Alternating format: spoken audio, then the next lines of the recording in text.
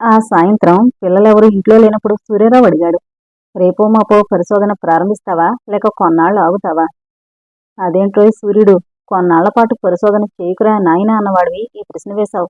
అప్పుడే నా మీద మొహం మోసిందా ఏంటి? అడిగాడు కైలాస గణపతి. నీ ముఖం అది కాదు. నా ముఖం నా దగ్గరే ఉంది. నీ ముఖం నీకు అర్థం కాదు అంటే అర్థమేమిటి? అది కాదు, నీ ముఖం అన్నావు, ఆ అర్థమేమిటి? నా ముఖం అని. సరే, అదే చెప్పు. అది కాదురా కైలాసం, ఈ మధ్య నువ్వెందుకో కాస్త డల్గా ఉన్నావు. కొన్నాళ్ళు పరిశోధన మర్చిపోమని అన్నా కదా, దానికి బాధపడుతున్నావేమోనని అనుమానం వచ్చింది.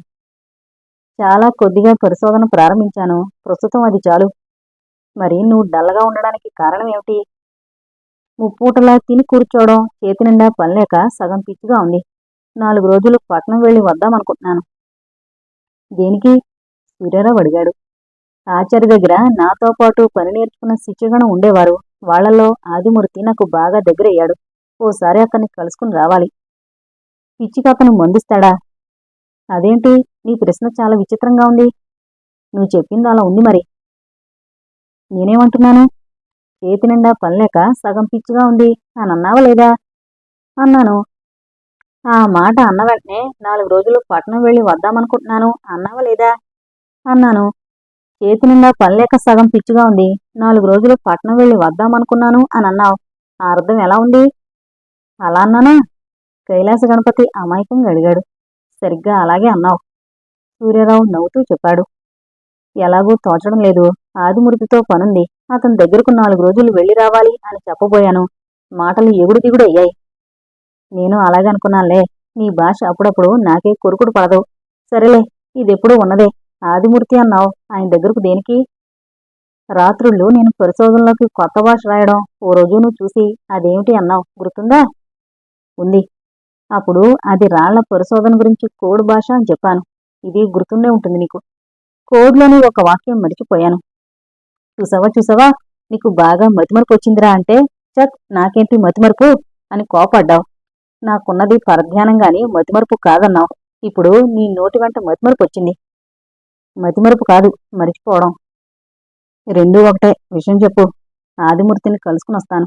యాసిడ్ అయిపోయింది, అది ఎలాగో తెచ్చుకోవాలి. ఈ కోడి విషయం కూడా కనుక్కోవాలి. రేపే వెళతాను. ఈ విషయం నీతో చెప్పాలనుకున్నాను. మన మాటల్లో విషయం రానే వచ్చింది. రేపు ఉదయం బస్సుకు వెళతాను. కైలాస గణపతి చెప్పాడు.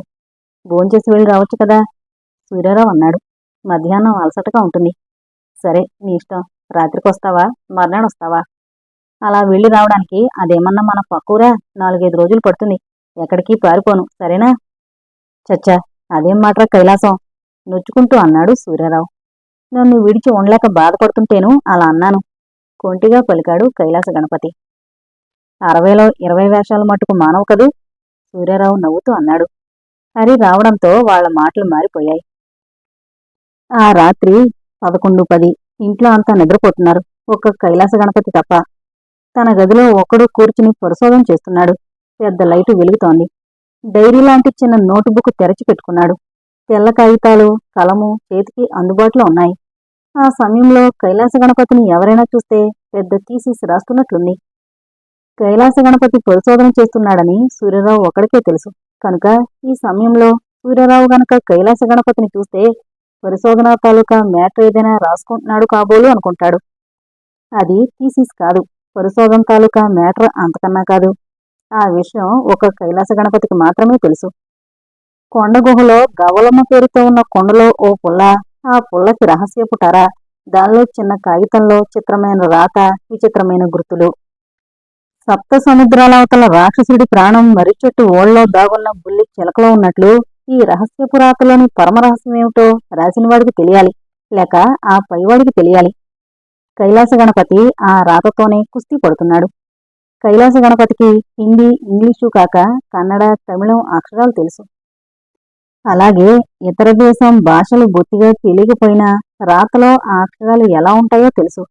కాగితంలోని ఈ అక్షరాల గుర్తులు భాషకి చెందినట్లు లేదు, అలాని దానిని వదిలేయడానికి లేదు.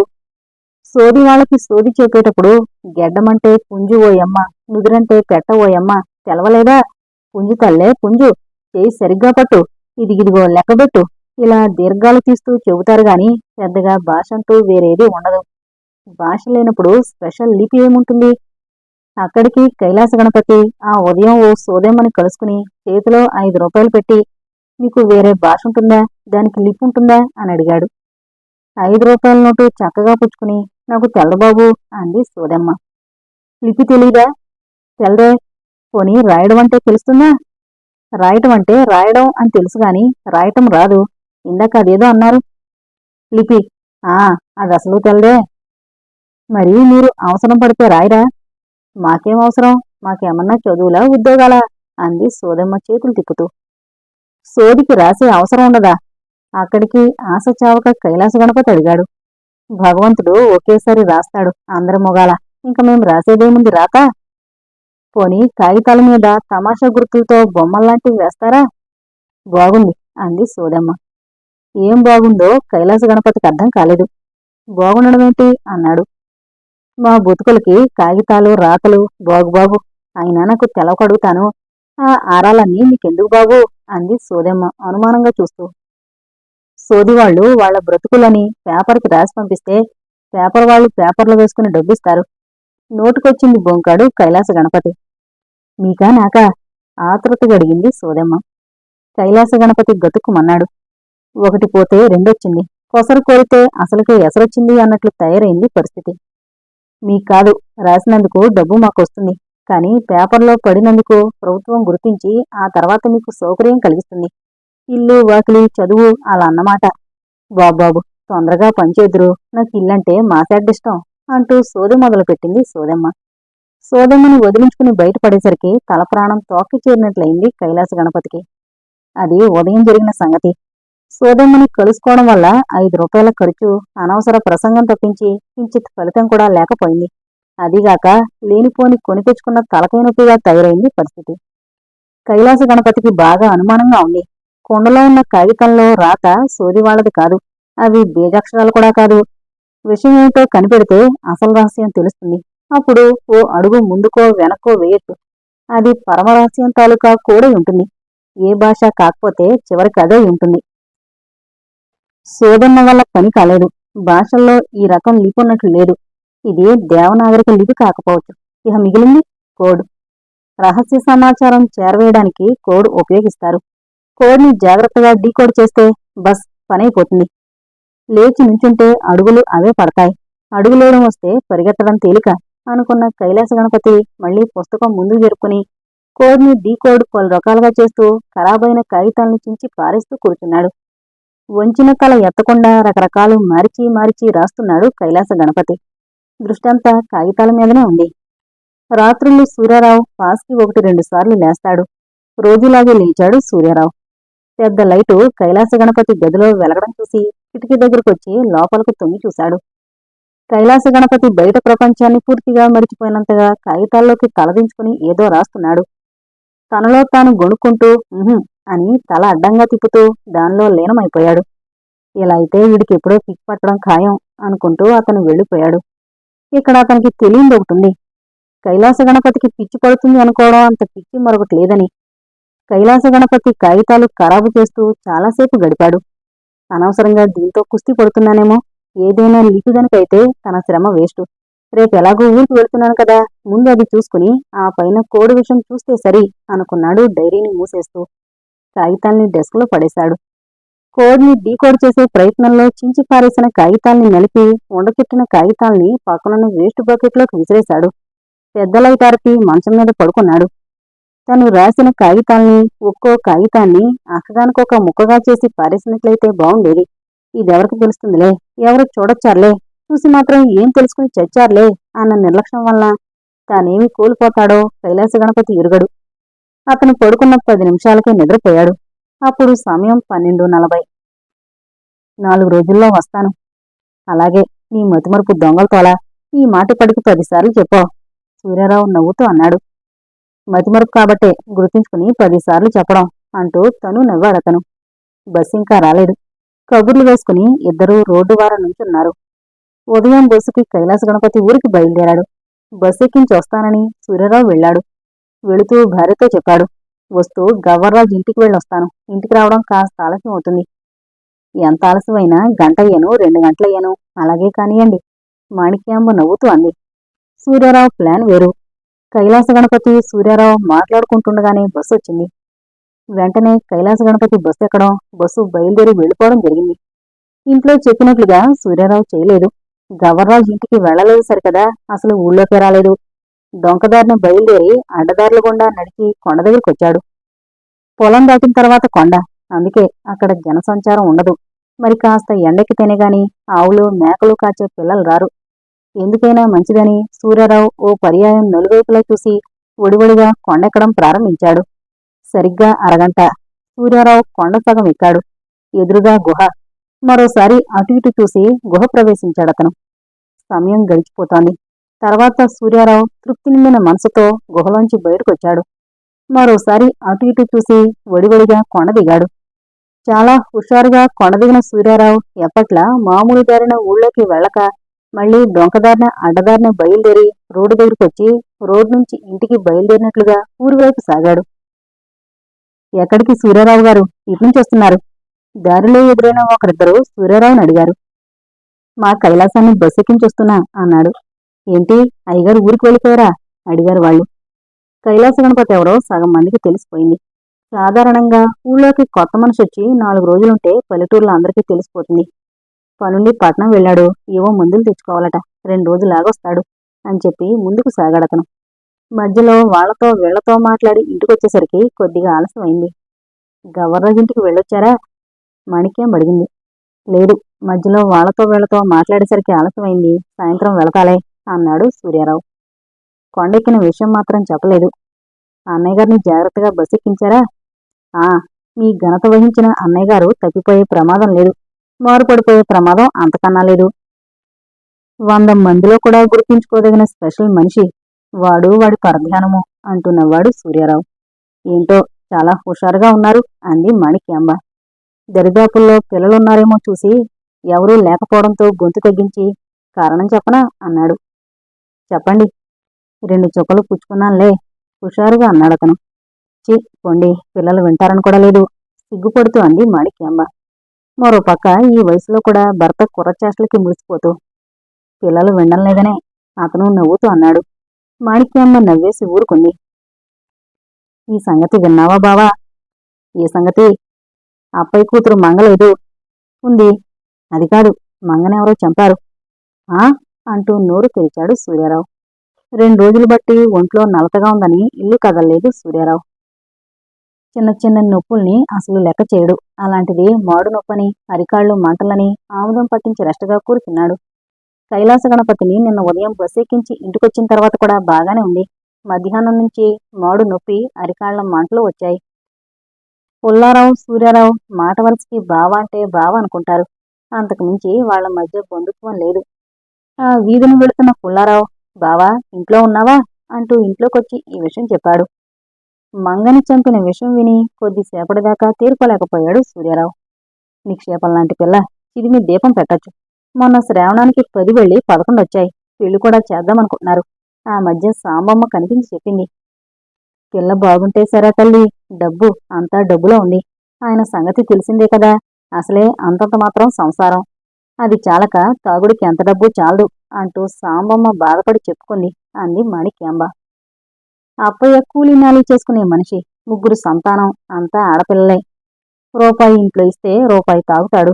ఎందుకురా ఇంట్లో అందర్నీ అర్ధాకలతో పొస్తుపెట్టి తాగుడికి డబ్బు తగలేస్తావు అంటే, ఆయిలు పోయకపోతే ఇంజను ఆడదు అంటాడు ఓ వెధవనవ్వు నవ్వి. పెద్దపిల్ల మంగకి 11 ఏళ్లు, అందంగా ఉంటుంది. శరీర ఆకృతి కూడా చక్కగా ఉంటుంది. హత్య చేయడానికి చేతులు ఎవరికి ఎలా వచ్చాయో ఆ దేవుడికి తెలియాలి. ఇంతకీ మంగని ఎవరు చంపారు, ఎలా చంపారు? ఈ మాట సూర్యారావు అడగలేదు, మాణిక్యం అడిగింది. ఎప్పుడు వెళ్ళిందో ఎలా వెళ్ళిందో ఎవరికీ తెలీదు. మంగ కొండెక్కి గుహలోకి వెళ్ళింది. అలాని అనుకోవాలి, ఎందుకంటే శవం గుహలో ఉంది కాబట్టి. పుల్లారావు చెప్పాడు. కొండ గుహలోనా? అవును, అక్కడే. చంపి అక్కడ పడేలేదు కదా? అలాగూ జరుగుండొచ్చు, చెప్పలేం. ఎప్పుడు తెలిసింది? ఇందాకే, గంటన్నర అయింది తెలిసి. అందరూ ఈ విషయం చెప్పుకోవడమే. నేను వెళ్ళి చూద్దామనుకుంటున్నాను. ఇటు వస్తుంటే బావ గుర్తుకొచ్చాడు. ఇంట్లో ఉన్నాడేమో, ఇద్దరం కలిసి వెళ్ళొచ్చు కదా అని ఇలా వచ్చాను. ఏం బావా, వెళదామా చూడ్డానికి? పుల్లారావు అడిగాడు. అంతవరకు మాణిక్యాంబ ప్రశ్నలు వేస్తుంటే సమాధానం ఇస్తున్నాడు. ఆ ఆ, అన్నాడు సూర్యారావు అప్పుడే బాహ్య ప్రపంచంలో కడుగు పెట్టినట్లు. ఏంటి ఆలోచిస్తున్నావు బావా? పాపం మంగ విషయమే అన్నాడు సూర్యారావు. తలుచుకుంటే నాకు బాధగా ఉంది బావా. ఎవడికి పుట్టిందో మాయరోగం. ఆ మధ్య అప్పయ్య పీకల దాకా తాగి పక్కింటి రాముల మీద యుద్ధానికి వెళ్ళాడు. తాగిన మైకంలో రాములు పెళ్ళాన్ని కూడా నానా కోతలో కూశాడట. అప్పుడు రాములు, ఎప్పుడో నీ రోగం కుదురుస్తానప్పిగా అన్నాడట కదా. సూర్యారావు అన్నాడు. అయితే ఏంటి? ఏముంది, రాములేం మంగని చంపాడేమో. చచ్చా, మరీ వింతగా మాట్లాడుతున్నావు బావా. రాములకి ముక్కు మీద కోపం ఉంది, కానీ చంపేటంత కక్ష మనిషి కాడు. వెళ్ళి చూద్దామా? అయిష్టంగానే ఊ అన్నాడు సూర్యారావు. మీకొంట్లో బాగుండలేదు కదా, గుర్తు చేసింది మాణిక్యమ్మ. చాలా వరకు తగ్గిందిలే అన్నాడు సూర్యారావు పడకుర్చీలోంచి లేస్తూ. ఏంటి బావా నలత? మాడుపోటు, అరికాళ్ళు మంటలు. అన్నీ వేడి పదార్థాలు తినుంటావు, అవునా బావా?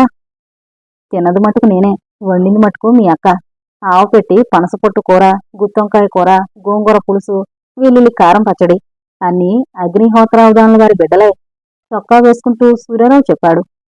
చేయమంది మీరు, పేరు నాది అంది మాణిక్యాంబ. పుల్లారావు నవ్వాడు. ఇద్దరూ బయలుదేరుతుండగా మాణిక్యాంబ అడిగింది.